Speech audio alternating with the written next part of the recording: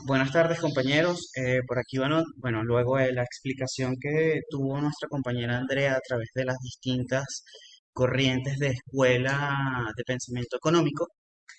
pues para continuar, yo quisiera comenzar con lo que es el surgimiento de los paradigmas emergentes en América Latina. Pues para comenzar con esto, sabemos que Venezuela dentro de sí, pues fue un país que fue altamente rentista en lo que en materia petrolera se refiere. Sin embargo, sabemos igualmente a través de todos los sucesos históricos que aquí se dieron, pues que no se dio o no se llevó adelante aquella diversificación de portafolio de productos, nuevas actividades comerciales, que a través de estos ingresos pudieran permitir al país pues tener tanto un mayor nivel de crecimiento económico como un mayor nivel de desarrollo económico, que ya como lo explicó Andrea, no puede darse el desarrollo sin la existencia del crecimiento por la materia o tecnología preinstalada que necesita el país o sociedad en este sentido. Igualmente podemos recordar, antes de nombrar todos los sucesos históricos del petróleo, la definición de entropía. Sabemos que entre mayor sea la entropía, menos beneficios o menos productivo seré. Y con esto quiero llevar a cabo la, la reflexión con la que quería llegar era que eh, esta propia tecnología o estas propias materias primas pudieron haberse llevado de una mejor manera y no alcanzando los niveles accionarios o alcanzando los niveles de producción que hoy en día hacen vigente dentro del país. Dicho esto, pues verdaderamente cómo se da la explotación petrolera a principios del siglo XX. Bueno, para recordar un poco los antecedentes de la actividad petrolera, digamos que la primera concesión para la primera explotación de petróleo dentro del territorio fue otorgada el 24 de agosto de 1865 por Jorge Sunderland, quien en ese momento era el presidente constitucional del Estado Soberano del Zulia, por el cual el ciudadano norteamericano Camilo Ferrán, eh, digamos que para poder explotar el petróleo nafta en el estado Zulia, fue una concesión que se caducó en el año siguiente por el incumplimiento de dicho contrato. Posteriormente, en 1878, se otorga una concesión a Manuel Antonio Pulido para explotar el petróleo descubierto en la senda La Alquitrana, para la cual se crea la campaña, o perdón, la compañía minera petrólea del Táchira, la cual comienza a operar efectivamente, pues con una producción comercial ya propiamente en el año 1883. En dicho año, igualmente, se produce una tercera concesión, quien es entregada a Horatio Hamilton y Jorge Phillips sobre el lago de asfalto del Guanuco, esto en la parte oriental del país, y posteriormente traspasada a la de Nueva York en Bermúdez Company. Igualmente, como podemos observar, la actividad petrolera venezolana se inicia con la creación en 1878 de la Compañía Nacional Minera Petrólea del Táchira, cuya producción apenas em, alcanzaba para dotar de queroseno a las ciudades vecinas. Su importancia radica en que no solo es la primera empresa fundada por un grupo de venezolanos, encabezado por Manuel Antonio Pulido, sino que además es la que ayuda a desplegar todas las actividades que se estaban viendo en el abanico de oportunidades petroleras al extraer, procesar y comercializar por primera vez los hidrocarburos en nuestro país. Sin embargo, y si nos adelantamos un poco más, o sea, trazamos una línea de tiempo, podemos observar lo que fue el brote del oro negro, esto dándose por la propia producción de la petrólea, como la del lago de asfalto natural del Guanuco, en el estado Sucre, que comienza en 1890 por parte de la New York and Bermúdez Company. Ocurrieron mucho antes de que el mundo conociera la enorme utilidad comercial y estratégica que tendrían los hidrocarburos para el futuro. Aún sin imaginar el auge de esta industria, nuestro territorio se convirtió en un objetivo de las potencias imperialistas. Imperialistas dentro de lo que cabe el término, ¿no? Esto debido al interés comercial de que, bueno, ya se comenzaba a generar a través de la explotación del asfalto. En efecto, en 1901, el asfalto venezolano fue el pretexto no declarado para que la New York Company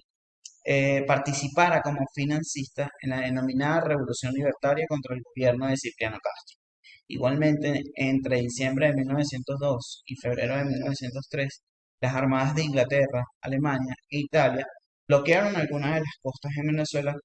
precisamente con el argumento de que el presidente Castro no estaba cumpliendo con sus compromisos internacionales. Y aquí podemos ver cómo el hecho de la globalización puede irse dando de región en región. Para continuar,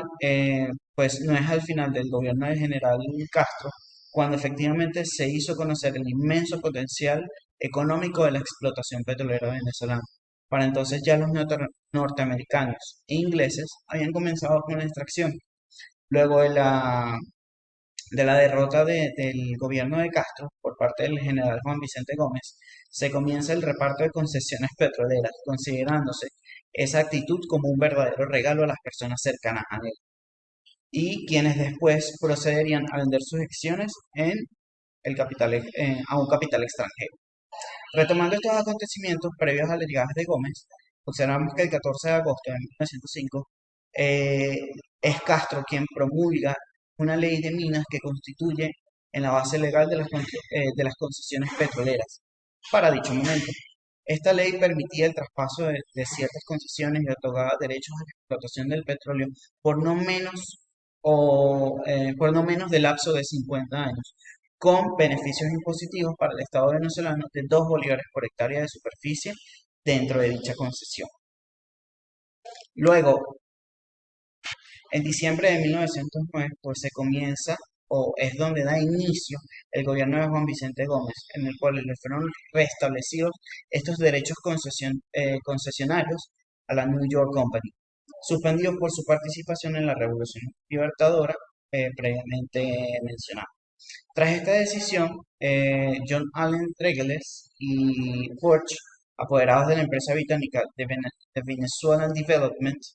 CO, recibieron una concesión de 27 millones de hectáreas que incluía los estados Sucre, Delta Macuro,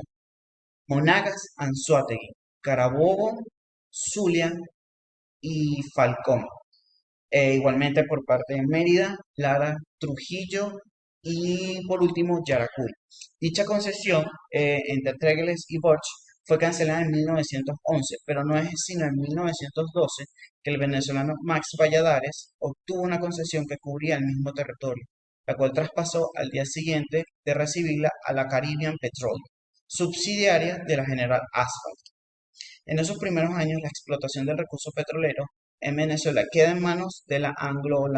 anglo-holandesa Royal Dutch Shell y la norteamericana Standard Oil. A final de 1912, la Caribbean Petroleum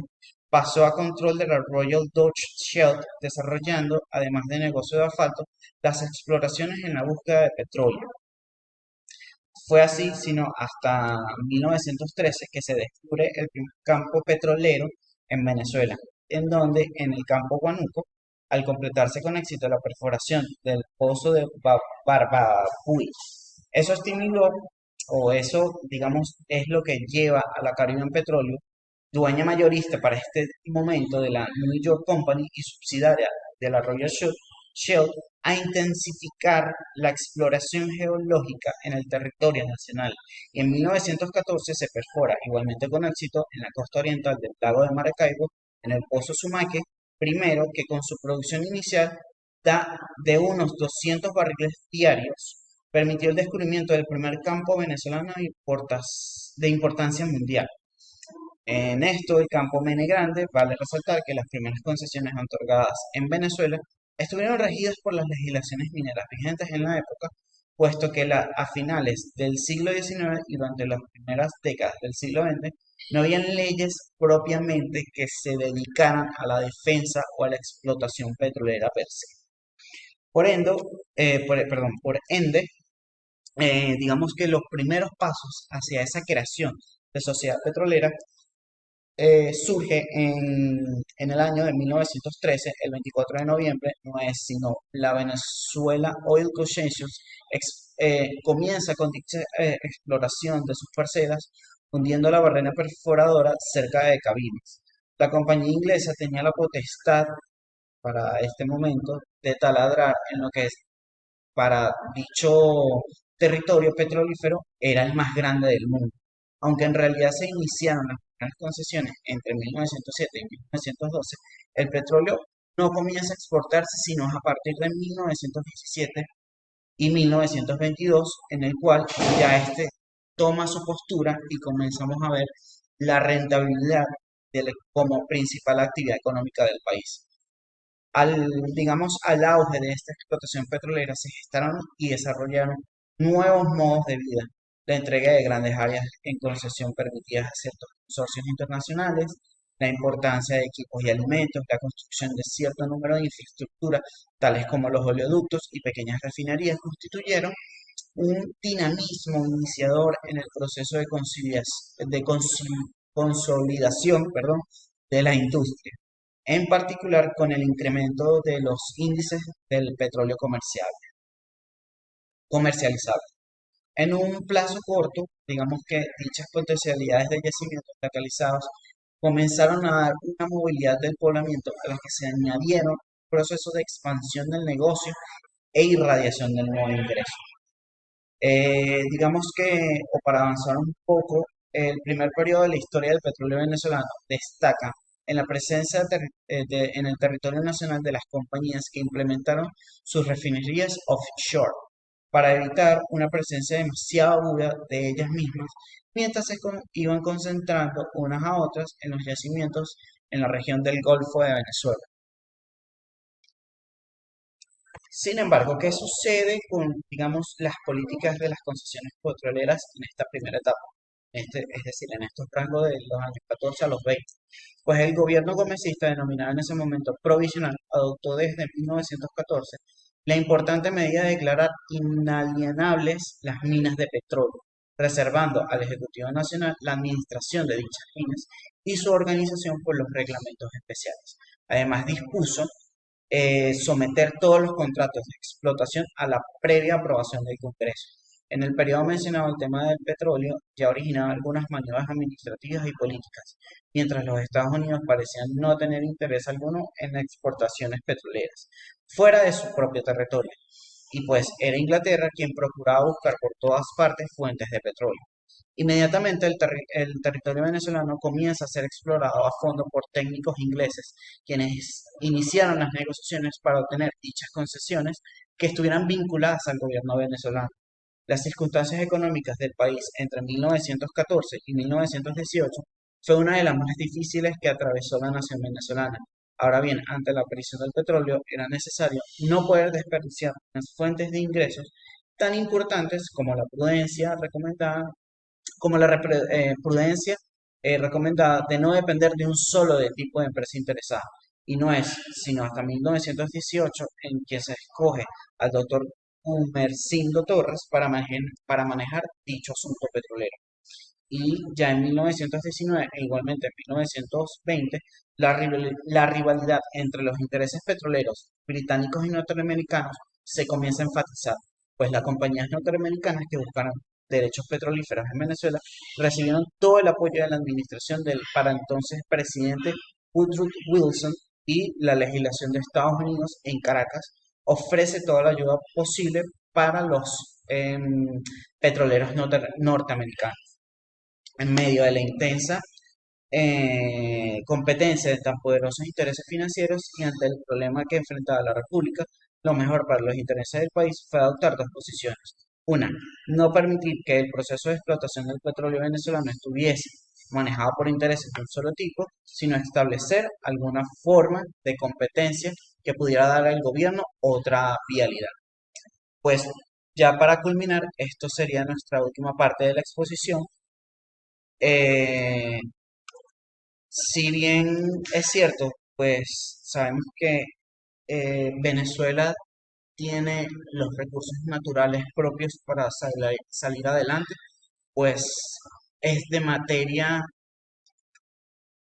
casi que insofacta el poder buscar una nueva solicitud, un nuevo camino para desarrollar el país. Pues quedamos atentos a sus dudas y comentarios y le pedimos